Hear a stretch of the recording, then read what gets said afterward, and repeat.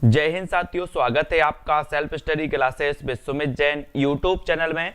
दोस्तों आज का वीडियो स्टार्ट हो चुका है, तो सभी लोग लाइव आ जाएंगे और वीडियो को लाइक और शेयर अवश्य करना है। ठीक है, रोज अपनी क्लास होती है दोस्तों रात्रि 9 बजे। ठीक है, तो सभी लोग तैयार हैं आज का टेस्ट देने के लिए। तो दोस्तों मैं आपको बता दूं कि अगर आपने अभी तक self study classes coaching app download नहीं किया है तो आप प्ले स्टोर से self study classes coaching app download कर लें, या फिर डिस्क्रिप्शन में इसकी लिंक दी है तो डिस्क्रिप्शन के माध्यम से भी आप इस ऐप को डाउनलोड कर सकते हैं। ठीक है, जहां पर दोस्तों आपका स्टडी मटेरियल भी उपलब्ध है। ये सेल्फ स्टडी क्लासेस का इंटरफेस यहां पर आपको दिख रहा होगा। ठीक है, इस प्रकार से आपको इंस्टॉल यहां पर करना है, जहां पर आपका कोर्स हिंदी साहित्य, टीजीटी, पीजीटी, मास्टर कैडर, यूकेएलटी सभी प्रकार के कोर्स यहां पर उपलब्ध हैं दोस्तों। तो सभी लोगों को देखना है और ये टेस्ट आप दोस्तों आपको देना है यहां पर। जब आप ऐप डाउनलोड कर लेते हो तो आप स्टोर में क्लिक करना है, स्टोर। ठीक है, स्टोर में आगे क्लिक करते हो तो इस प्रकार से कोर्स आपका खुलता है। इस प्रकार से संपूर्ण कोर्स पर आपको क्लिक करना है। ठीक है, संपूर्ण कोर्स पर आप क्लिक करोगे, फिर दोस्तों यहां पर आपको कंटेंट दिख रहा होगा, कंटेंट पर आपको क्लिक करना है। और जैसे ही आप कंटेंट पर क्लिक करते हो तो आपके पास दोस्तों मटेरियल पहुंचता है। ठीक है, तो इस प्रकार से यहां पर नेट बैंकिंग आदि, पेटीएम, गूगल आदि की यहां पर व्यवस्था है। आप पेमेंट भी यहां से कर सकते हो, कोर्स को परचेस कर सकते हो और अपनी तैयारी को बहुत अच्छा बना सकते हो। ठीक है, तो स्टार्ट करते हैं साथियों आज का ये वीडियो। आपको आज का पहला प्रश्न बताना है कि प्रेमचंद की कहानियों की संख्या लगभग कितनी मानी जाती है। प्रेमचंद की कहानियों की संख्या लगभग कितनी मानी जाती है? 200, 300, 400 या फिर 500? जल्दी से बताना है। और बोले सर प्रेम की बात हो रही है तो हमें प्रेम करना है, 100% नहीं करना है, 200% नहीं करना है, सीधे कितने परसेंट करना है? प्रेम कितने परसेंट करना है? आज के बाद से सभी लोग जो प्रेम करेंगे वो 100% नहीं, 200 भी नहीं, सीधे 300% करना है। बोले सर मैं प्रेम करूंगा 300%, 300% प्रेम करना है। तो प्रेमचंद की कहानियों की संख्या भी कितनी हो जाएगी? रवि जी, मोनिका जी, बी नंबर 300 आपका बिल्कुल सही हो जाएगा। 300 आपका सही हो जाएगा। आज बहुत सारे शास्त्रियों ने टेस्ट दिया है ना। टेस्ट था आज, पैड मेंबर का टेस्ट था जिसमें टेस्ट दिया और बहुत सारे स्टूडेंटों के अच्छे नंबर आए। उनका रिजल्ट भी व्हाट्सएप ग्रुप में शेयर कर दिया गया है ना। तो प्रेमचंद की कहानियों की संख्या कितनी थी? 300। आचार्य नंदलाल वाजपेयी ने प्रेमचंद की कहानियों की संख्या लगभग 300 माना है। ठीक है, प्रेमचंद की कहानियों पर हिंदी में अनेक शोध किए जा चुके। किसने माना है? आचार्य नंदलाल वाजपेयी ने प्रेमचंद की कहानियां कितनी मानी है? 300। एक क्वेश्चन कई बार आया है। ठीक है, ये भी आपको देख लेना है। प्रेमचंद की कहानियों की संख्या 300 है, 300 है ना। इसके अतिरिक्त उनकी उर्दू की कहानियों की संख्या भी 100 है, ये भी याद रख लेना। तो कुल मिला के टोटल इनकी 400 हो जाती हैं, उर्दू और हिंदी की, है ना। तो इसलिए आपको अगला क्वेश्चन बताना है कि नमक का दरोगा कहानी के लेखक कौन है? नमक का दरोगा बताना है महेंद्र कुमार जी, जयशंकर प्रसाद की है, प्रेमचंद की है, या फिर रामचंद्र शुक्ल या गुलाब राय? ये बताना है। नमक का दरोगा कहानी किसकी है? कांति जी, सानू जी, गोविंद कुमार जी, किसकी रचना मानी जाती है? 35 में आपको चयन करना है। नमक का दरोगा कहानी के लेखक आपको बताना है। तब यहां पर आपका बिल्कुल सही आंसर 35 का बता रहे हैं बहुत सारे लोग। बोले सर बिल्कुल सही हो जाएगा क्या? प्रेमचंद। नमक का दरोगा कहानी के लेखक हैं प्रेमचंद, यानी बी नंबर आपका बिल्कुल सही हो जाएगा। प्रेमचंद, बी नंबर सभी लोगों ने बिल्कुल सही बताया। नमक का दरोगा कहानी के लेखक प्रेमचंद हैं और इनकी अन्य प्रमुख कहानियां हैं सौत भी इनकी कहानी है, पंच परमेश्वर भी इनकी कहानी है, बड़े घर की बेटी, रानी सारंधा, शंखनाद, बैंक का दिवाला, बूढ़ी काकी और कफन इनकी अंतिम कहानी मानी जाती है। ठीक है, तो पंच परमेश्वर भी है, सौत कई बार पूछा गया, सौत इनकी कहानी है, सौत है ना। और बड़े घर की बेटी, रानी सारंधा, शंखनाद, बैंक का दिवाला, बूढ़ी काकी और कफन। ठीक है, एक किसकी है? आरती चौधरी जी। ये कहानियां हैं किसकी? प्रेमचंद्र जी की। और इन्हें प्रेमचंद नाम दिया था दया नारायण निगम ने, है ना। इन्हें प्रेमचंद नाम किसने दिया था? दया नारायण निगम ने दिया था। और सौत 1915 ईस्वी में प्रकाशित हुई। ये पहली कहानी है सौत इनकी। अगर कभी आपसे पूछा जाए कि प्रेमचंद जी की पहली कहानी का नाम क्या है तो आपको बताना है सौत 1915। ठीक है, कफन 1936 ये अंतिम कहानी है 1936 की, इसको याद रख लेंगे। ठीक है, सौत 1915, कफन 1936, सुनील शर्मा जी, तो ये याद रखेंगे। पंच परमेश्वर में ग्राम पंचायत के आदर्श को उभारा गया है। नमक का दरोगा में ईमानदारी और बड़े घर की बेटी में संयुक्त परिवार की मर्यादा प्रतिष्ठित की गई है। ठीक है, तो इनकी पहली कहानी कौन सी है? सौत है। अंतिम कहानी है कफन, किसकी? प्रेमचंद जी की। ये चीज तो याद रखेंगे। प्रेमचंद कृत अन्य कृतियां देखो, मिस पद्मा, आहुति, कश्मीरी सेव, दो बहनें, मंत्र, कप्तान साहब, झांकी, दंड, दुर्गा का मंदिर, दूसरी शादी, दो बैलों की कथा, प्रेरणा, जुलूस, घर जमाई, काशी में आगमन, क्रिकेट मैच और आत्माराम। ठीक है, तो ये दोस्तों अपने थे कौन? प्रेमचंद जी। इनकी पहली कहानी सौत और अंतिम कहानी थी कफन, है ना। पंच परमेश्वर, नमक का दरोगा जैसी कहानियां भी इन्होंने लिखी हैं जो एग्जामों में पूछी जाती हैं। ठीक है, फिर आपको यहां पर देखना है कि प्रेमचंद की और भी कहानियां हैं। कहानियां देखो यहां पर कि ये प्रेमचंद की कहानी 1918 में बलिदान, आत्माराम 1920, बूढ़ी काकी 1921, विचित्र होली 1921, ग्रहदाय 1922, हार की जीत 1922, है ना। और हार की जीत एक कहानी इनकी भी है, याद रख लेना। हार की जीत कहानी ये प्रेमचंद की भी है, याद रखेंगे, है ना। और आप बीती, उद्धार, शतरंज के खिलाड़ी, सवा सेर गेहूं, ये तो पता ही है आपको। माता का हृदय, कजाकी, सुजान भगत, प्रेमचंद जी का इस्तीफा, इस्तीफा 1928, है ना। अलग योजा, अलग योजा है, पूस की रात है, तावान है, होली का उपहार, ठाकुर का कुआं, ठाकुर का कुआं आपने पढ़ा होगा, है ना। बेटों वाली विधवा है, और ईदगाह, नशा, बड़े भाई साहब आदि ये इनकी कहानियां मानी जाती हैं। इन कहानियों को आपको याद रख लेना। ठाकुर का कुआं हो, शतरंज के खिलाड़ी हो, परीक्षा हो, या फिर बूढ़ी काकी हो, बलिदान हो, या फिर शतरंज के खिलाड़ी हो, ये सारी कहानियां मानी जाती हैं किसकी? किसकी मानी जाती हैं? ये प्रेमचंद जी की। ठीक है, अब आगे आपको बताना है प्रेरणा नामक कहानी रचित है तो किसकी है? प्रेरणा, प्रेरणा किसकी मानी जाती है? प्रेरणा, बोले सर प्रेम से प्रेरणा मिलती है। प्रेम से क्या मिलती है? प्रेरणा मिलती है। किसको नहीं मिली प्रेरणा प्रेम से? जल्दी बताओ, किसको प्रेम से प्रेरणा नहीं मिली? मिस्टर शर्मा, रविंद्र जी, नीलम सिंह जी। हाँ, प्रेरणा नामक कहानी की रचयिता कौन है? ये जल्दी से आपको चयन करना है। और ये बुक है घटना चक्र की, घटना चक्र की है, जीतू जी, है ना। ये प्रेरणा नामक कहानी रचित है तो ये प्रेमचंद द्वारा रचित है, प्रेमचंद द्वारा रचित है, यानी कि आपका डी नंबर बिल्कुल सही हो जाएगा, डी नंबर। ठीक है, ये पूरे ओल्ड पेपर हैं, टीजीटी पीजीटी के ओल्ड पेपर से लिए गए प्रश्न हैं जो ओल्ड में पूछे गए हैं।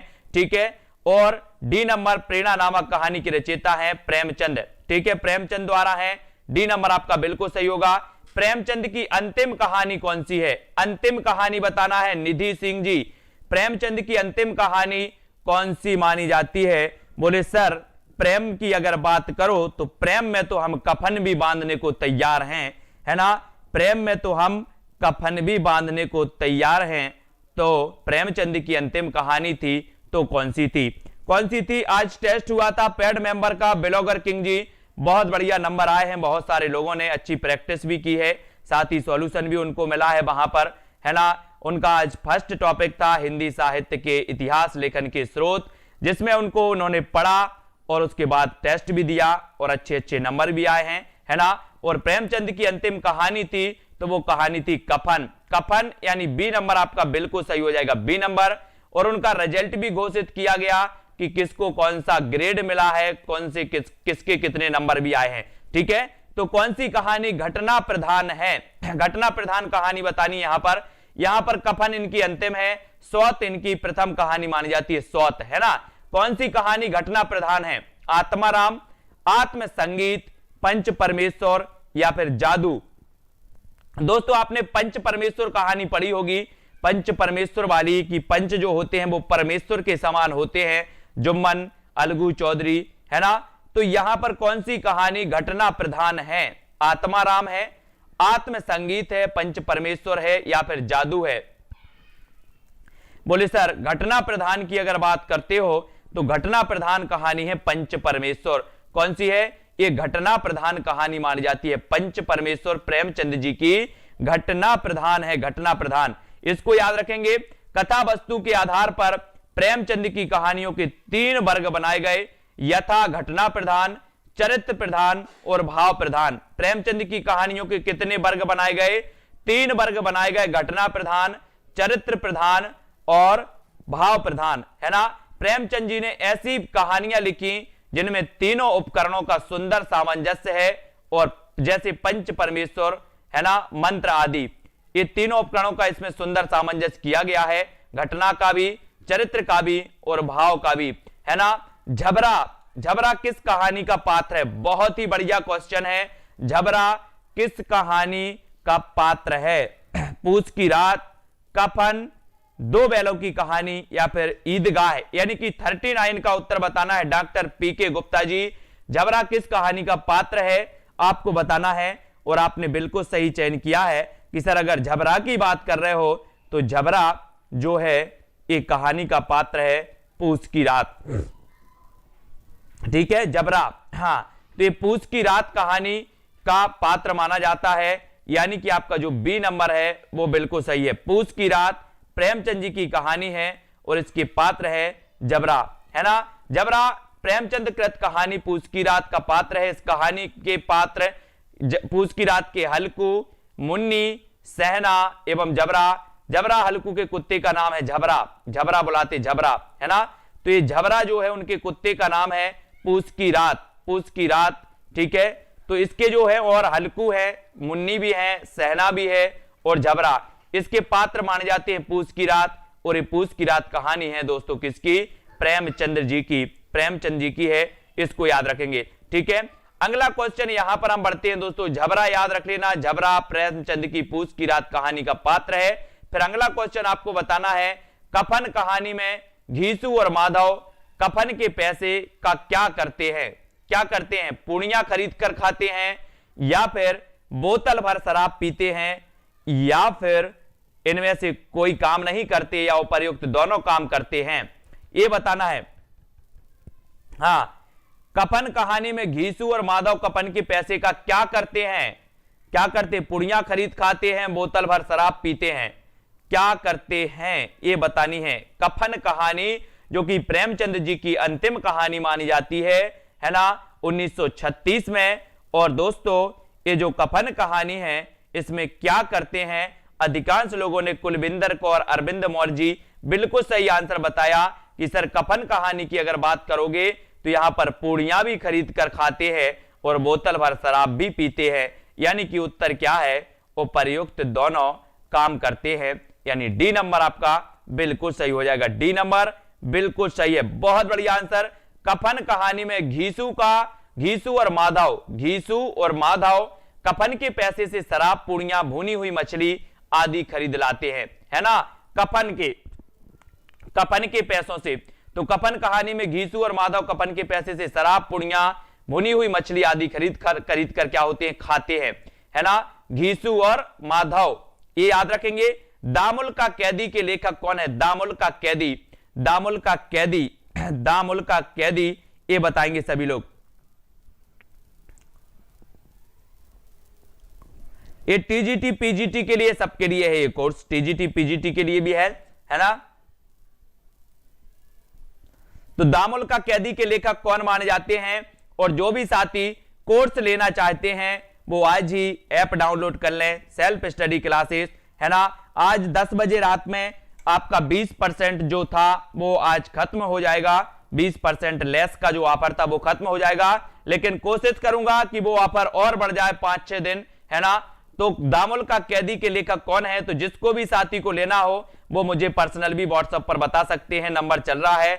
दामुल का कैदी के लेखक कौन माने जाते हैं? तो वो माने जाते हैं प्रेमचंद जी माने जाते हैं। बबली जी, प्रेमचंद जी दामुल का कैदी के लेखक हैं और दामुल कैदी के लेखक प्रेमचंद हैं। यह उनकी प्रारंभिक कहानी है। इस पर लोक वार्ताओं का प्रभाव है।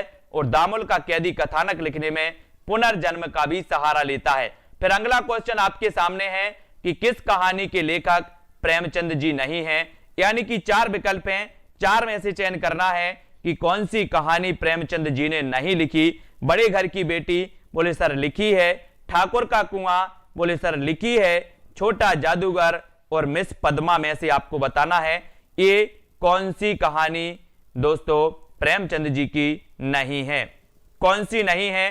42 का आंसर आपको चयन करना है, किस कहानी के लेखक प्रेमचंद जी नहीं है। तो आपने चयन किया है 42 का आंसर, 42 में चयन करना है, जल्दी से बताएंगे सभी लोग। और अधिकांश लोगों ने चयन किया है कौन सा, मिस पद्मा, मिस पद्मा है ना, मिस पद्मा चयन कर रहे हैं कुछ लोग कर रहे हैं छोटा जादूगर। लेकिन ये छोटा जादूगर जो कहानी है ये दोस्तों किसकी नहीं है, ये कहानी प्रेमचंद जी की नहीं मानी जाती। और आपका उत्तर हो जाएगा विकल्प नंबर डी। विकल्प नंबर डी आपका बिल्कुल सही होगा। छोटा जादूगर ये जयशंकर प्रसाद द्वारा लिखित कहानी है, जबकि शेष कहानियां प्रेमचंद जी की हैं, है ना। बड़े घर की बेटी हो, ठाकुर का कुआं हो, मिस पद्मा हो, ये कहानियां प्रेमचंद जी की हैं। और छोटा जादूगर ये कहानी किसकी है, तो ये कहानी है अपने जयशंकर प्रसाद, जिन्हें की छायावाद का प्रवर्तक कहा है ईला चंद्र जोशी ने, है ना। प्रेमचंद की कौन सी कृति अंग्रेजों द्वारा जब्त कर ली गई। जी हां दोस्तों, इसके बाद ये जो है प्रेमचंद जी पहले क्या नाम से लिखते थे, क्या नाम से लिखते थे, जल्दी से बताओ। यहीं से जब इनकी जो रचना जब्त कर ली गई, इसके बाद ये प्रेमचंद नाम से लिखने लगे और दया नारायण निगम ने इन्हें प्रेमचंद नाम दिया था।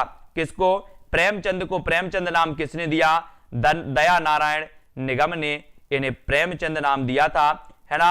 और दोस्तों आपको पता है कि प्रेमचंद की जो सोजे वतन थी, सोजे वतन थी, वो जब्त कर ली गई अंग्रेजी शासन द्वारा। और एक कई बार पूछी गई है कि कौन सी कृति अंग्रेजों द्वारा जब्त कर ली गई, तो आपको बताना है सोजे वतन। और जब सोजे वतन दोस्तों क्या हो गई, सोजे वतन जब जब्त हो गई तो ये फिर प्रेमचंद नाम से लिखने लगे, प्रेमचंद नाम से लिखने लगे थे। सोजे वतन यानी देश का दर्द, प्रेमचंद की उर्दू कहानियों का यह पहला संग्रह 1907 में नवाब राय यानी कि घर का नाम इनका क्या था, धनपत राय के नाम से छपा। अंग्रेजी हुक्मरानों को इन कहानियों में बगावत की गूंज सुनाई दी। हमीरपुर के कलेक्टर ने प्रेमचंद को बुलाकर उनसे इन कहानियों के बारे में पूछताछ की। प्रेमचंद ने अपना जुर्म कबूल किया। उन्हें कड़ी चेतावनी दी गई कि सोजे वतन की 500 प्रतियां जो अंग्रेजी हुकूमत के अफसरों ने जगह जगह से जब्त की थी, उनको सरेआम जलाने का हुक्म दिया। सोजे वतन में 5 कहानियां थीं, जिसमें मुंशी जी की सबसे पहली छोटी कहानी दुनिया सबसे अनमोल रत्न भी शामिल है। और इसके बाद भी प्रेमचंद नाम से लेखन कार्य करने लगे। तो पहले किस नाम से करते थे, किस नाम से करते थे, पहले करते थे दोस्तों किस नाम से, ये करते थे नवाब राय के नाम से लिखते थे, ठीक है। और फिर काय नाम से करने लगे, फिर करने लगे क्या, प्रेमचंद, प्रेमचंद के नाम से ये लिखने लगे। और दया नारायण निगम साहब ने इन्हें प्रेमचंद नाम दिया था, है ना। और फिर ये दोस्तों प्रेमचंद नाम से लिखने लगे, ठीक है। तो ये चीज आपको याद रखनी है कि इनकी जो सोजे वतन थी ये दोस्तों क्या हो गई थी, जब्त हो गई थी अंग्रेजी शासन द्वारा। प्रेमचंद की कृति जिसे ब्रिटिश शासन द्वारा जब्त कर लिया गया था वो कौन सी थी, जब्त कर लिया था वो कौन सी थी, बोले सर सोजे वतन थी। कितनी बार पूछोगे, है ना, तो पूछ लेने दो, कोई दिक्कत नहीं है। प्रेमचंद की किस कृति को प्रतिबंधित कर दिया गया था, ऐसा भी क्वेश्चन पूछा गया, तो वो था सोजे वतन। सोजे वतन यानी कि देश का दर्द, है ना। प्रेमचंद उर्दू में किस नाम से लिखते थे, बहुत बढ़िया प्रश्न है। प्रेमचंद उर्दू में किस नाम से लिखते थे, बहुत बढ़िया सुमन लोधी जी कि सर जो प्रेमचंद थे ये उर्दू में किस नाम से लिखते थे, तो ये लिखते थे नवाब राय। प्रेमचंद उर्दू में नवाब राय नाम से लिखते थे, यानी कि आपका उत्तर हो जाएगा बी नंबर, नवाब राय। प्रेमचंद उर्दू में नवाब राय नाम से लिखते थे, बिल्कुल सही आंसर। गुंडा कहानी प्रसाद के किस कहानी संग्रह में संकलित है। सबसे पहली बात तो आती है कि जयशंकर प्रसाद की कहानी है गुंडा। गुंडा है, बोले सर शंकर जी के सामने गुंडागिर्दी नहीं चलती, शंकर जी के सामने किसी की गुंडागिर्दी नहीं चलती। तो ये जो गुंडा रचना है, गुंडा, ये किसकी होगी? बोले सर जयशंकर प्रसाद की कहानी होगी, लेकिन ये किसमें संकलित है ये भी आपको बतानी है। ये गुंडा कहानी संकलित है किसमें? इंद्रजाल में। ये गुंडा कहानी संकलित है इंद्रजाल में, यानी कि 47 का उत्तर आपका ए नंबर बिल्कुल सही हो जाएगा, है ना। बोले सर जो गुंडागिर्दी है वो शंकर जी के सामने नहीं चलती किसी की, है ना, कैसे भी हो जाए वो तो भगवान है, परमेश्वर हैं, और यहां पर इंद्रों का जाल बिछा है, इसलिए गुंडा कहानी को इंद्रजाल में संकलित किया गया है और ये प्रसाद की कहानी मानी जाती है। गुंडा कई बार पूछी गई है, ठीक है, ऐसे याद रख लेंगे। गुंडा कहानी इंद्रजाल कहानी संग्रह में संकलित है, जिसके लेखक जयशंकर प्रसाद हैं, और इंद्रजाल कहानी संग्रह में कुल 14 कहानियां संकलित हैं साथियों, और इसका प्रकाशन इंद्रजाल का 1936 में हुआ था, ठीक है, 1936 में हुआ था। और इसमें इंद्रजाल, सलीम, छोटा जादूगर, नूरी परिवर्तन, संदेह भीख में, चित्र वाले पत्थर, चित्र मंदिर, गुंडा, अनबोला, देवव्रत, ब्राह्मचिन्ह और सालवती ये कहानियां हैं किसकी है? जयशंकर प्रसाद की। कौन कौन सी हैं? इंद्रजाल इनका कहानी संग्रह है, सलीम, छोटा जादूगर, नूरी परिवर्तन भी है, परिवर्तन, संदेह, भीख में, चित्र वाले पत्थर, चित्र मंदिर, गुंडा, अनबोला, देवव्रत और ब्राह्मचिन्ह, ठीक है, इनको याद रखेंगे। और जयशंकर प्रसाद की प्रथम कहानी कौन सी थी? जयशंकर प्रसाद की प्रथम जो कहानी थी वो थी ग्राम। कौन सी थी? ग्राम थी। 1911 में ईस्वी में इंदू में प्रकाशित हुई थी। एक क्वेश्चन कई बार पूछा जाता है, ठीक है, याद रख लेना, इसको सभी लोग याद रखेंगे। जयशंकर प्रसाद की प्रथम कहानी कौन थी? ग्राम थी, ग्राम, है ना, और ग्राम 11 में प्रकाशित हुई, और एक किस में प्रकाशित हुई थी? इंदू में। किस में प्रकाशित हुई थी? इंदू में प्रकाशित हुई थी। इसको याद रखोगे। जब आपसे पूछा जाएगा कि जयशंकर प्रसाद की प्रथम कहानी कौन सी है, तो आपको बताना है ग्राम इनकी प्रथम कहानी है, और ये 1911 ईस्वी में प्रकाशित हुई थी, ठीक है। छाया 1912 में प्रथम कहानी संग्रह है। प्रथम कहानी संग्रह कौन सा है इनका? छाया, है ना, शंकर जी की छाया। शंकर जी की छाया पढ़ रही कि नहीं? बोले सर पढ़ रही है छाया। तो ये 1912 में प्रकाशित हुई थी जयशंकर प्रसाद की, जिसमें 5 कहानियां ग्राम, चंदा, रसिया बालम और फिर मदन, मृणालिनी, तानसेन शामिल है ना, ये भी आपको याद रखना है। और छाया के दूसरे संस्करण 1918 में 6 कहानियां शामिल की गई। शरणागत, सिकंदर की शपथ, चित्तौड़ का उद्धार, है ना, और अशोक, जहां आरा और गुलाम। कहानी संग्रह प्रतिध्वनि 1926 में 15 कहानियां प्रसाद, गूदड़ भाई, गुदड़ी के लाल, अघोरी के लाल, पाप की पराजय, सहयोग, पत्थर की पुकार, उस पार का योगी, करुणा की विजय, खंडहर की लिपि, कलावती की शिक्षा, चक्रवर्ती का स्तंभ और दुखिया, प्रतिभा, प्रलय। ये दोस्तों इनकी कहानियां मानी जाती है जयशंकर प्रसाद की। इनको याद करना है कि इनकी प्रथम कहानी है ग्राम 1911 में। ग्राम 1911 में, ठीक है, ग्राम 1911, ये आपको याद रख लेना, ठीक है, इसको याद रखेंगे। यहां पर देखो कहानी संग्रह आकाशदीप है इनकी, है ना, 19 कहानी इसमें संकलित हैं। कहानी संग्रह इनकी आकाशदीप। ये आकाशदीप कई बार पूछी जाती है। आकाशदीप किसकी कहानी संग्रह है? तो ये 1929 की जयशंकर प्रसाद की है, जयशंकर प्रसाद की, ठीक है, इसको याद रखोगे। कहानी संग्रह आंधी, ये 1929 की है। कहानी संग्रह आंधी 1929 की, इसमें 11 कहानियां संकलित हैं, ठीक है। प्रसाद की गुंडा कहानी में इतिहास के किस युग का चित्रण किया गया? किस युग का चित्रण किया गया ये आपको बताना है। सल्तनत युग, मुगल शासकों का युग, विक्टोरिया का शासन, ईस्ट इंडिया कंपनी का समय। यानी कि प्रश्न क्रमांक 48 का आंसर आपको चयन करना है कल्पना जी, ये आपको सभी लोग बताएंगे। प्रसाद की गुंडा कहानी में इतिहास के किस युग का चित्रण है? प्रसाद की गुंडा कहानी में किस युग का चित्रण है? सबसे पहले तो हमने याद किया कि सर गुंडा जो कहानी है ये जयशंकर प्रसाद की है, ये आपको याद रख लेना है, ठीक है।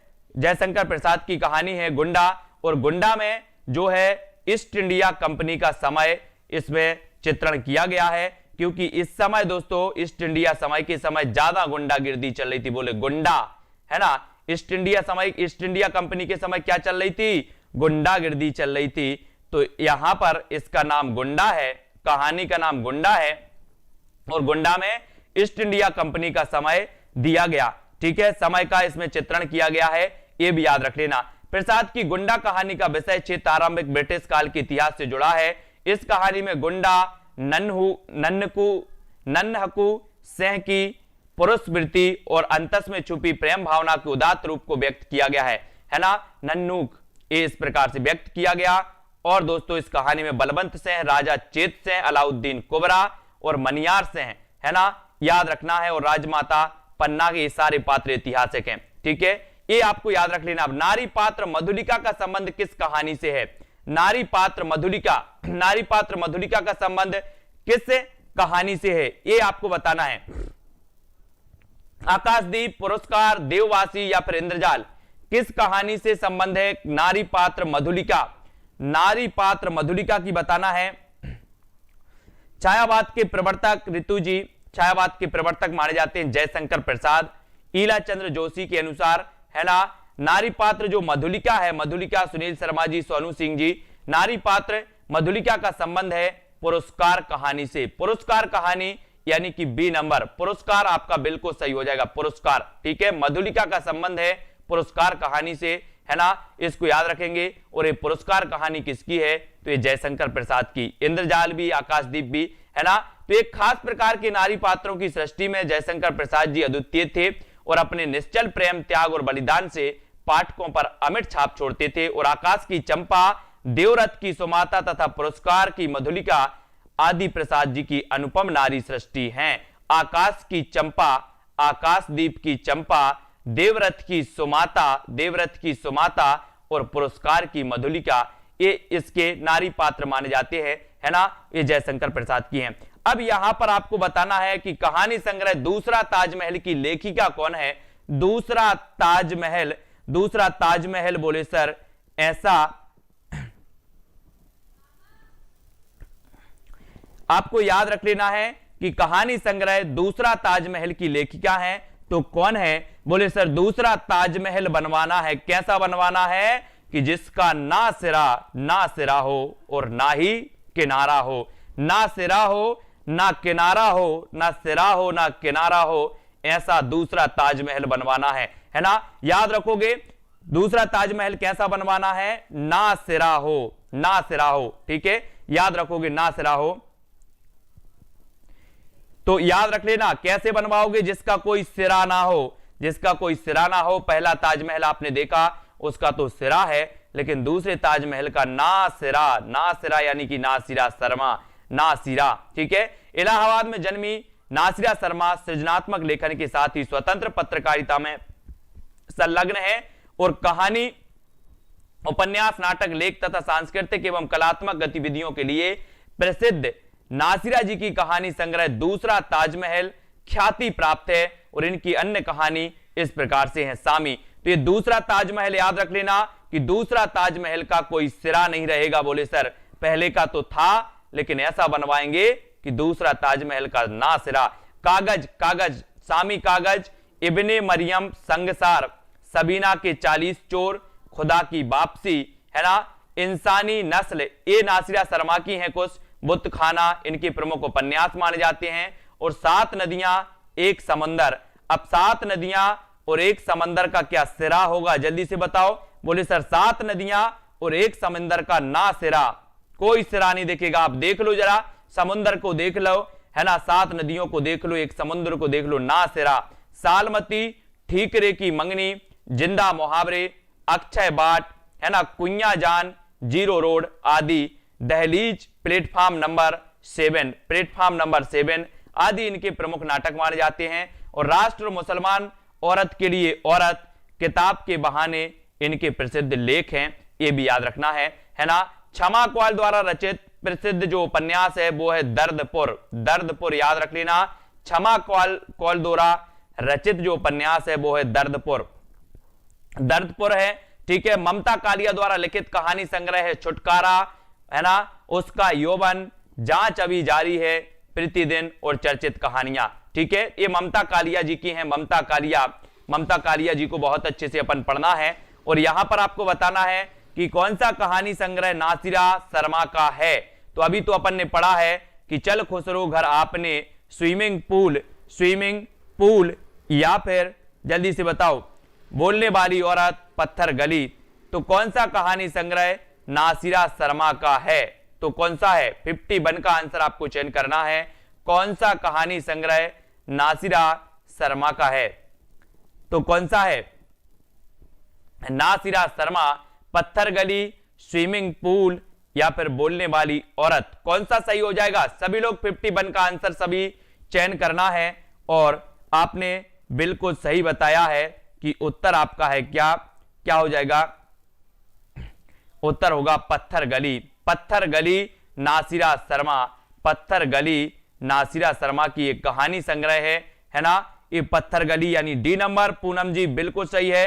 दिनेश जी पत्थर गली आपका बिल्कुल सही हो जाएगा। ये नासिरा शर्मा का ये दोस्तों माना जाता है कहानी संग्रह। और नासिरा शर्मा की प्रमुख कहानी संग्रह कौन कौन से हैं? पत्थर गली है ना, संगसार, इब्बे मरियम, सबीना के 40 चोर, खुदा की वापसी और इंद्रानी नस्ल। ठीक है, दूसरा ताजमहल, इनको याद रखोगे। दूसरा ताजमहल, नासिरा शर्मा, सबीना के 40 चोर, संगसार, इब्बे मरियम, खुदा की वापसी। ये सारी की सारी कहानी संग्रह हैं, इनको याद रखना है। ठीक है, इनको सभी लोग याद रखेंगे। दुलाई वाली किस विधा की रचना है? दुलाई वाली किस विधा की रचना है ये आपको बताना है। 52 कहानी, रेखा चित्र, उपन्यास या फिर संस्मरण। दुलाई वाली किस कहानी की रचना है? ये बंग महिला की रचना मानी जाती है। बंग महिला है ना दुलाई वाली। और ये बताना है इसकी विधा बताना, इसका विधा चयन करना है। मंजू जी, प्रमोद सैनी, अस्मित शर्मा जी। दुलाई वाली किस विधा की रचना मानी जाती है? और उत्तर क्या बताया है नीरज कुमार जी? बोले सर जो दुलाई वाली है, दुलाई वाली कहानी, दुलाई वाली कहानी है ना, दुलाई वाली कहानी। वेरी गुड, ये नंबर बिल्कुल सही हो जाएगा है ना, वेरी गुड आंसर। और ये दुलाई वाली जो कहानी है ये बंग महिला की मानी जाती है। और दोस्तों ये कहानी विधा है, इसकी विधा भी पूछी जाती है तो आपको लिखना है कहानी है ना। और दुलाई वाली कहानी विधा की रचना है और इसकी लेखिका है बंग महिला है ना, राजेंद्र बाला घोष जिन्हें की कहा जाता है। और यह हिंदी की पहली लेखिका, कहानी लेखिका मानी जाती हैं। कौन? राजेंद्र बाला घोष यानी कि बंग महिला हिंदी की पहली कहानी लेखिका मानी जाती हैं। और दुलाई वाली इनकी कहानी विधा की रचना मानी जाती है। ठीक है, याद रखो शिल्प विधि की दृष्टि से हिंदी की प्रथम मौलिक कहानी है। और आचार्य रामचंद्र शुक्ल कृत 11 वर्ष का समय, ये हिंदी की प्रथम मौलिक कहानी मानी जाती है। काय की दृष्टि से? शिल्प विधि की दृष्टि से कुछ आलोचक दुलाई वाली कहानी को हिंदी की प्रथम मौलिक कहानी भी मानते हैं। ठीक है, हिंदी की पहली कहानी लेखिका का नाम बताना है। पहली कहानी लेखिका का नाम क्या है? एस गुप्ता जी, विद्या जी, सभी लोग चयन करेंगे 53 का आंसर।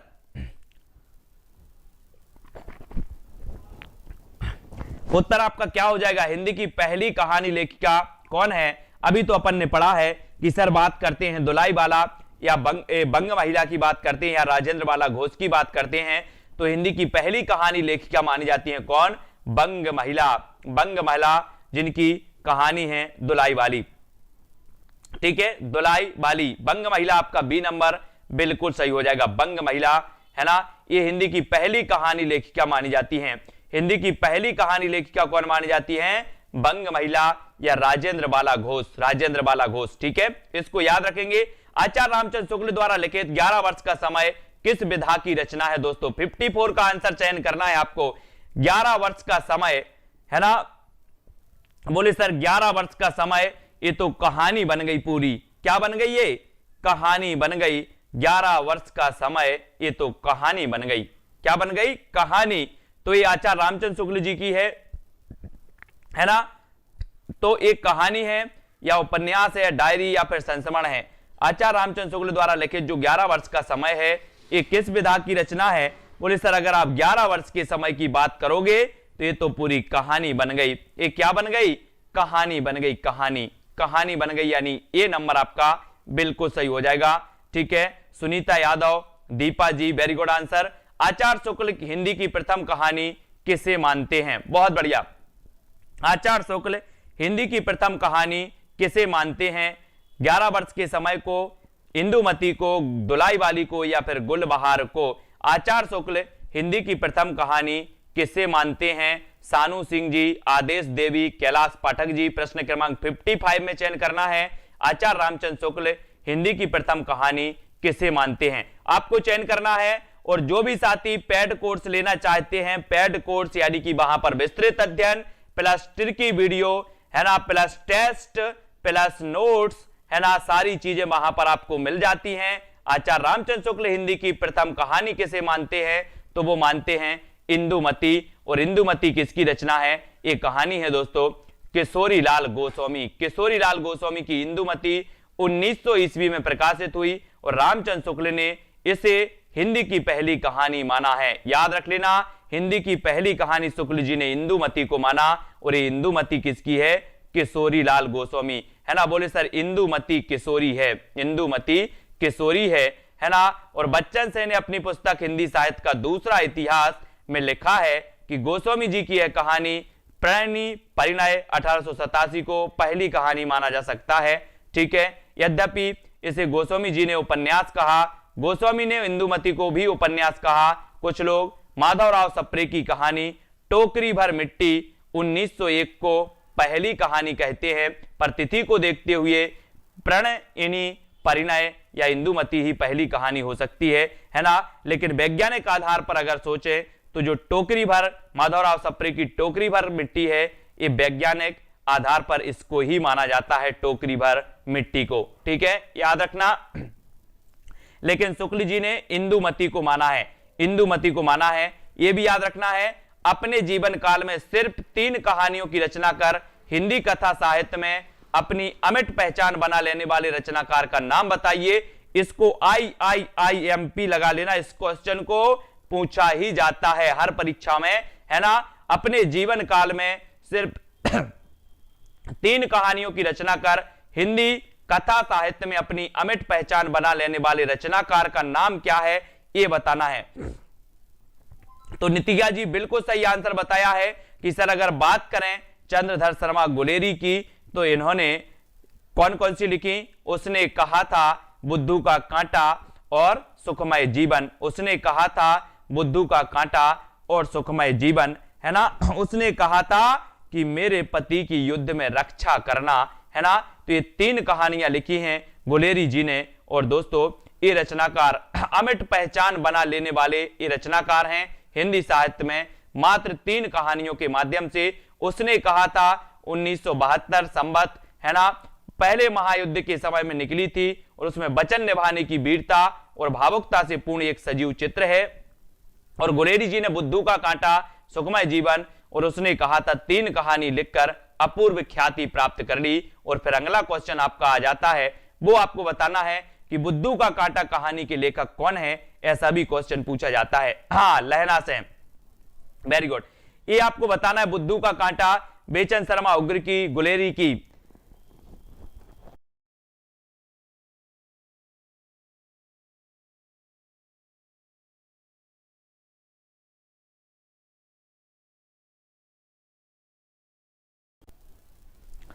तब साथियों आपका उत्तर हो जाएगा बुद्धू का कांटा कहानी के लेखक हैं गुलेरी, यानी बी नंबर आपका बिल्कुल सही है। बी नंबर गुलेरी सही है। गुलेरी जी चंद्रधर शर्मा गुलेरी, है ना। बोले अपभ्रंश को गोली मारो, अपभ्रंश को गोली मारो, तो इन्होंने आदिकाल को अपभ्रंश काल कहा था, है ना। आदिकाल को गुलेरी जी ने अपभ्रंश काल कहा था। बोले अपभ्रंश को गोली मारो, है ना। निम्नलिखित में से कौन सी कहानी पंडित चंद्रधर शर्मा गुलेरी कृत नहीं है? तो ऐसा भी क्वेश्चन आता है कि कौन सी नहीं है। तो कौन सी नहीं है साथियों? यहां पर देखो, सुखमय जीवन बोले सर है, बुद्धू का कांटा है, 11 वर्ष का समय, ये तो रामचंद्र शुक्ल जी की कहानी है ना। उसने कहा था ये भी है। तो आपको याद रख लेना, गुलेरी जी की सुखमय जीवन, बुद्धू का कांटा और उसने कहा था, ये 11 वर्ष का समय रामचंद्र शुक्ल की मानी जाती है। ठीक है, याद रखोगे।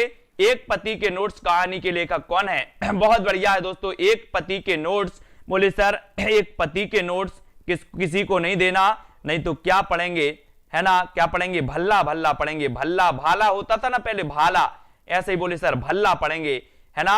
अगर एक पति के नोट्स किसी को दिए, हिंदी के जो नोट्स बना रहा है ना पति देव, जितने भी पति देव हैं वो नोट्स बना रहे होंगे, और एक पति के नोट्स किसी को देना नहीं, नहीं तो क्या पढ़ेंगे, भल्ला पढ़ेंगे, भल्ला, है ना। याद रख लेना, एक पति के नोट्स किसी को नहीं देना, नहीं तो क्या पढ़ेंगे, बोले सर भल्ला पढ़ेंगे, भल्ला, तो महेंद्र भल्ला, है ना, महेंद्र भल्ला, ये याद रख लेना। एक पति के नोट्स महेंद्र भल्ला और एक पत्नी के नोट्स ममता कालिया, है ना। बोले अगर एक पत्नी के नोट्स दे दिया तो फिर पत्नी का कालिया रूप देख लेना सर, है ना। तो इसलिए एक पति के नोट्स महेंद्र भल्ला, एक पत्नी के नोट्स ममता कालिया, है ना। एक पति के नोट्स 1967 ईस्वी कहानी नहीं है, यह एक उपन्यास है जिसके लेखक महेंद्र भल्ला है ना। इनकी अन्य उपन्यास दूसरी तरफ 1976 ईस्वी मोड़ने से पेशतर, दो देश और तीसरी उदासी ईस्वी। तो इसको याद रख लेना दोस्तों, ये क्या है, एक उपन्यास माना जाता है, बिल्कुल सही है ना।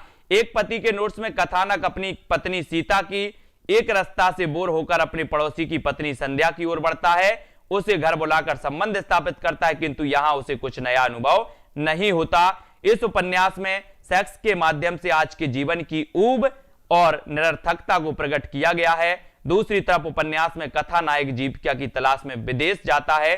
तो यहां पर आपको सिर्फ इतना याद रख लेना है कि एक पति के नोट से महेंद्र भल्ला जी का उपन्यास माना जाता है, उपन्यास, ठीक है, उपन्यास है। हरी बिंदी किस साहित्यकार की कहानी है, हरी बिंदी, हरी बिंदी, बोले सर हरी बिंदी अगर लगा लो तो बड़ी मृदुल होती है ना। शरीर जो मस्तिष्क है वो कैसा लगने लगता है, मृदुल लगना मृदुल, है ना। तो हरी बिंदी लगा लो तो कैसा लगेगा, बोले सर मृदुल लगेगा, मृदुल मृदुल। तो ये हरी बिंदी किस साहित्यकार की कहानी मानी जाएगी। अब हरी बिंदी लगा लेना सब लोग और बता देना कि आज तो मुझे मृदुल मृदुल सा लग रहा है, मृदुल, है ना। तो मृदुला गर्ग, हरी बिंदी किस साहित्यकार की कहानी है, बोले सर अब नहीं बोलना, ये हरी बिंदी है इसलिए मृदुल लगना है, मृदुल गर्ग यानी कि मृदुला गर्ग, मृदुला गर्ग की ये कहानी है हरी बिंदी, हरी बिंदी मृदुला गर्ग, ठीक है। हरी बिंदी मृदुला गर्ग द्वारा लिखी गई कहानी है और इनके द्वारा रचित कहानी संग्रह शहर के नाम, शहर के नाम, मेरे देश की माटी मृदुल है, मेरे देश की माटी मृदुल है, आहा एवं कहानियां, है ना, ग्लेशियर से यहां कमलनी खिलती है ना, मेरे देश की माटी मृदुल है, यहां कमलनी खिलती है, जुग्गी चाचा की मोटर साइकिल, जुग्गी चाचा की मोटर साइकिल, बाल गुरु खुशकिस्मत, बेंच पर बूढ़े, बेंच पर बूढ़े, ये रचनाएं, ये कहानियां किसकी हैं, मृदुला गर्ग की, मृदुला गर्ग की हैं, इसलिए याद रखना, ठीक है। हाँ, मैत्रेयी पुष्पाकृत कहानियां, लाल मनिया तथा अन्य कहानियां, ये मैत्रेयी पुष्पा की हैं। कौन कौन सी, त्रियाहट, ये पूछी जाती है, कहानी संग्रह है त्रियाहट, मैत्रेयी पुष्पा की कौन सी है, त्रियाहट है। फैसला, सिस्टर, सेंध, अब फूल नहीं खिलते, है ना, बोझ, पगला गई है, पगला गई है, कौन, मैत्रेयी पुष्पा। भागवती, छाह, तुम किसकी हो बिन्नी, तुम किसकी हो बिन्नी, मैत्रेयी पुष्पा, है ना। ऊषा प्रियंवदा द्वारा रचित कहानी देखो, जिंदगी और गुलाब के फूल, जिंदगी और गुलाब के फूल, एक कोई दूसरा, मेरी प्रिय कहानियां। तो जिंदगी और गुलाब के फूल ये ऊषा प्रियंवदा की हैं, एक कोई दूसरा ये भी ऊषा प्रियंवदा की कहानी है। लेकिन अगर बात करें त्रियाहट, मैत्रेयी पुष्पा, है ना। फैसला, सिस्टर, सेंध, अब फूल नहीं खिलते, है ना, अब फूल नहीं खिलते, बोझ, पगला गई है, ये जो है मैत्रेयी पुष्पा कृत कहानियां मानी जाती हैं, इनको याद रख लेना है, ठीक है।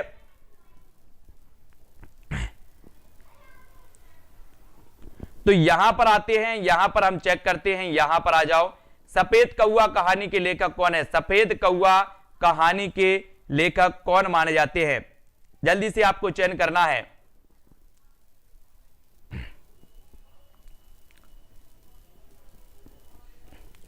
सफेद कौवा कहानी के लेखक कौन है, प्रश्न क्रमांक 61 का आंसर बताना है। बबली किरार जी, क्या हुआ, कोर्स चाहिए, कोर्स लेना है क्या आपको।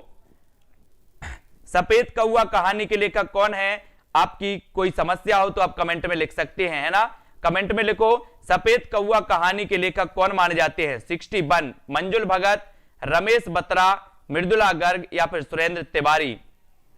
सफेद कौवा, सफेद कौवा,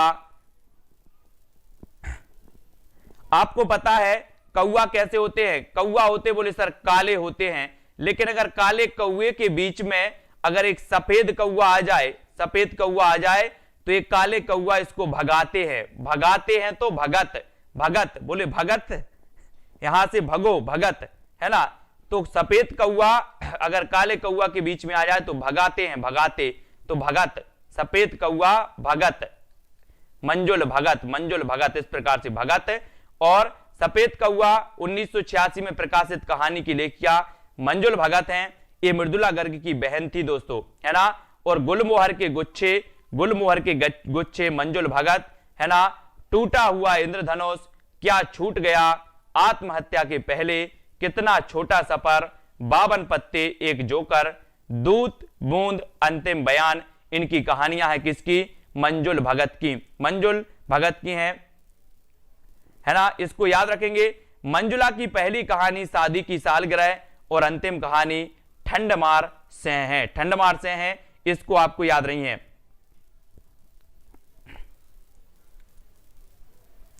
यहां पर आपको बताना है मंजुला की पहली कहानी शादी की सालगिरह और अंतिम कहानी ठंडमार से है, क्या छूट गया और टूटा हुआ इंद्रधनुष लंबी कहानियां हैं, इन्हें लघु उपन्यास भी कहा जाता है। गुलमोहर के गुच्छे में मुक्त नारी के विभिन्न रूपों और स्थितियों का ही चित्रण किया गया है, ठीक है, गुलमोहर के गुच्छे में, इसको याद रखेंगे। सफेद कौवा में अपनी कथा भूमि को विस्तृत किया है। दोस्तों जिसको भी कोई परेशानी हो नीचे नंबर दिया है, आप कॉल भी कर सकते हो, जिसको भी परेशानी हो रही है ना, जिसको परेशानी हो, कोई दिक्कत हो, कहीं से कुछ पूछना है तो नीचे नंबर चल रहा है ना, उसमें कॉल भी कर सकते हो। अगर आपका कोई रिप्लाई नहीं मिल रहा है तो आप कॉल भी कर सकते हो, है ना। जंक्शन कहानी के लेखक कौन है? जंक्शन कहानी के लेखक कौन है? अगर आपको कुछ करना है तो हार मत मानो, हार मत मानो। जंक्शन कहानी के लेखक कौन माने जाते हैं? जंक्शन, बोले सर जंक्शन में मुक्ति मिली थी उनको, है ना। कुछ लोग क्या करते, रेलवे जंक्शन होते ना, रेलवे जंक्शन में कूद जाते हैं और रेल निकल जाती है तो क्या मिल जाएगी? मुक्ति मिलेगी कि नहीं मिलेगी? बोले सर मुक्ति मिल जाएगी। अगर रेलवे जंक्शन में आप जाओगे, जंक्शन में और कूदोगे और रेल निकल जाएगी तो क्या मिल जाएगी आपको? क्या मिलेगी? बोले सर मुक्ति मिलेगी, मुक्ति, है ना। मुक्ति मिलेगी कि नहीं? बिल्कुल मिल जाएगी। तो जंक्शन कहानी के लेखक भी कौन हो जाएंगे? कौन होंगे? मुक्ति मिल गई, मुक्ति। ए नंबर आपका बिल्कुल सही होगा। जंक्शन कहानी के लेखक हैं मुक्ति बोध, है ना। जंक्शन में अगर कूदोगे तो मुक्ति मिलेगी। जंक्शन कहानी मुक्ति बोध की है, जिसमें निम्न वर्ग के प्रति उनकी घृणा करने की मनोवृत्ति का परिचय मिलता है। सतह से उठता आदमी, सतह से उठता आदमी, ये आपको चयन करना है। सतह से उठता आदमी की विधा क्या है? काव्य है, कहानी है, नाटक है या फिर नाट्य काव्य है? प्रश्न क्रमांक 63 का आंसर आपको चयन करना है। सतह से उठता आदमी की विधा क्या है? सतह से उठता आदमी की विधा बतानी है। सतह से उठता आदमी, सतह से उठता आदमी नाटक है, एकांकी है, कहानी है, काव्य है या फिर नाट्य काव्य है? ये कौन सा माना जाएगा? आपको चयन करना है। सतह से उठता आदमी, सतह से उठता आदमी कहानी की विधा कौन सी मानी जाती है? विधा आपको चयन करनी है। और बोले सर इस सतह से उठता आदमी ये किसकी है? मुक्ति बोध जी की, है ना। गजानन माधव मुक्ति बोध की एक कहानी मानी जाती है, कहानी, यानी ये आपका कहानी बिल्कुल सही होगा, बी नंबर सही हो जाएगा। मुक्ति बोध है, उनके द्वारा रचित अन्य प्रमुख रचना है, कविता संग्रह है चांद का मोह टेढ़ा, कविता संग्रह चांद का मोह टेढ़ा, भूरी भूरी खाक धूल, है ना। कहानी संग्रह काठ का सपना, विपात्र, सतह से उठता आदमी। इनकी आलोचनात्मक कृतियों की अगर बात करें तो वो हो जाएगी आपकी आलोचना कृति कौन सी हो जाएगी? आलोचना कृति होगी दोस्तों, आलोचना कृतियां इस प्रकार है। कामायनी एक पुनर्विचार, नई कविता का आत्मसंघर्ष, नए साहित्य का सौंदर्य शास्त्र, समीक्षा की समस्याएं, एक साहित्यक की डायरी, है ना। ये इनकी आलोचनात्मक कृतियां मानी जाती हैं। भूरी भूरी खाकधूल, चांद का मोह टेढ़ा, चांद का मोह टेढ़ा, है ना, कविता संग्रह, ये मानी जाती हैं दोस्तों किसकी? गजानन माधव मुक्ति बोध। चांद का मोह टेढ़ा, भूरी भूरी खाकधूल, है ना, ये कहानी संग्रह है काठ का सपना और सतह से उठता आदमी, सतह से उठता आदमी मुक्ति बोध। सतह से उठ जाता है। जब व्यक्ति को मुक्ति मिल जाती है तो सतह से उठता आदमी, सतह से उठ जाता है ना, सतह से उठ नहीं उठ जाता है ना, तो सतह से उठ नहीं उठ जाता है अगर उसको मुक्ति मिल जाती है। ठीक है, तो सभी लोग एक बार लाइक कर दो जल्दी से। और यहां पर अपना टाइम आज का हो गया है और हमने यहां पर बहुत सारी चीजें पढ़ ली हैं दोस्तों।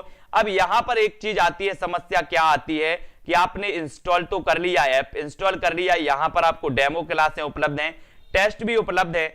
अब दोस्तों आप क्या चाहते हो कि सर फ्री क्लास अपन को मिलती रहे, तो आपको इसी प्रकार से 9 बजे फ्री क्लास मिलती रहेगी। और आपको अगर कॉन्फिडेंस है कि सर मेरी फ्री क्लास में ही तैयारी हो जाएगी, तो बिल्कुल आप फ्री क्लास अटेंड करें। और अगर आपको कॉन्फिडेंस नहीं है कि सर इस क्लास से मेरी तैयारी व्यवस्थित नहीं हो पा रही है, तो आप दोस्तों पेड कोर्स भी ले सकते हैं, पेड कोर्स भी ले सकते हैं। तो जो भी साथी पेड कोर्स लेना चाहते हैं वो पेड कोर्स ले सकते हैं। ठीक है, ये याद रखेंगे और वीडियो को सभी लोग लाइक करेंगे। सेल्फ स्टडी क्लासेस ये आपको इंस्टॉल कर लेना है ऐप। ठीक है, और ऐप पर जाकर जिनने दोस्तों ऐप डाउनलोड कर लिया है वो ऐप पर जाकर रिव्यू जरूर दें, है ना, रेटिंग जरूर करें।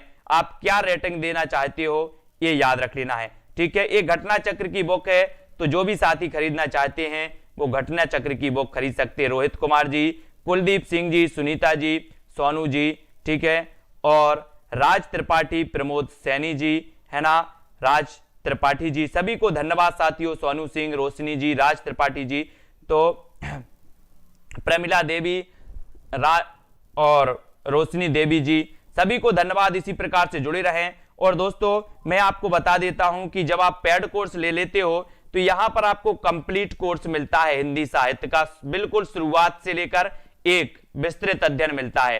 ठीक है, दूसरा आपको यहां पर ट्रिकी वीडियो मिलते हैं महत्वपूर्ण टॉपिक के। ठीक है, तीसरा आपको यहां पर नोट्स भी मिलते हैं। चौथा आपका हर टॉपिक पर टेस्ट भी कराया जाता है, हर टॉपिक पर टेस्ट भी कराया जाता है यहां पर जब आप पेड कोर्स ले लेते हो।